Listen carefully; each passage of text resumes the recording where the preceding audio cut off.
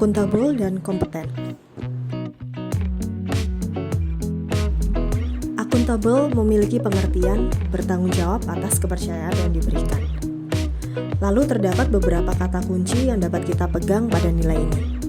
Yang pertama adalah integritas, atau memiliki kesesuaian antara pemikiran, perkataan, dan perbuatan.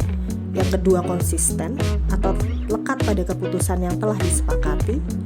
Yang ketiga adalah dapat dipercaya, dan yang keempat transparan, atau membuka akses pada seluruh data yang perlu diketahui oleh publik.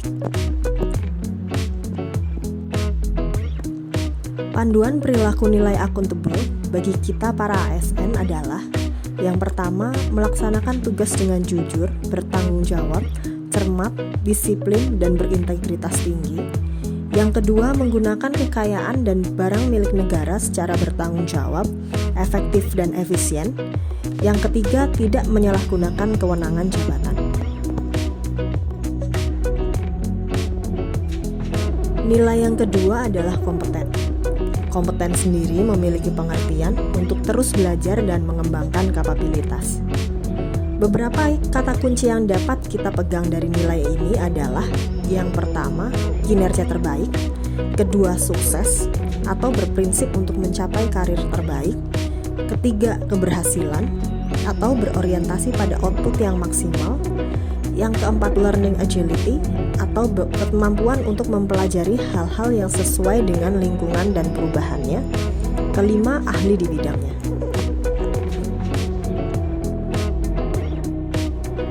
Panduan perilaku kompeten. Yang pertama, meningkatkan kompetensi diri untuk menjawab tantangan yang selalu berubah.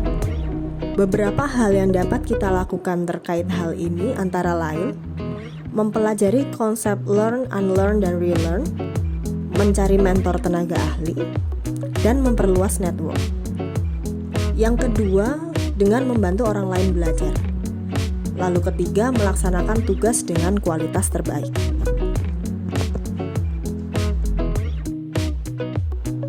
Kemudian masuk pada refleksi diri dan upaya peningkatan.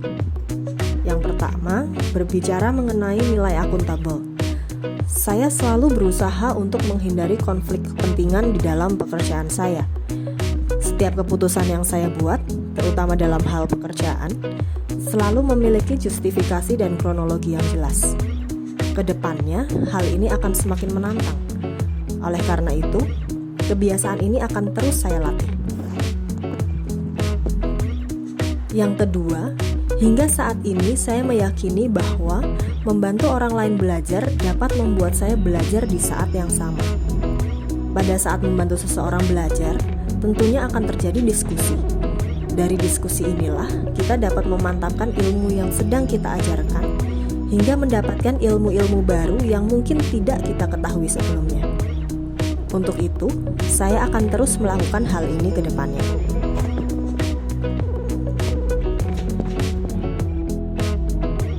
Kemudian, bentuk tekad saya sesuai dengan nilai akuntabel dan kompeten ini adalah sebagai berikut.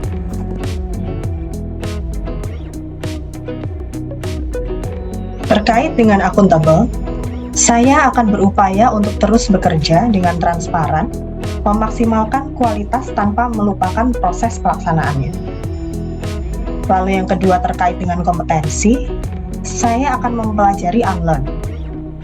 Belajar nampaknya adalah hal yang berat, namun lebih berat lagi untuk berhenti mempelajari atau berhenti menggunakan konsep-konsep yang tidak lagi relevan.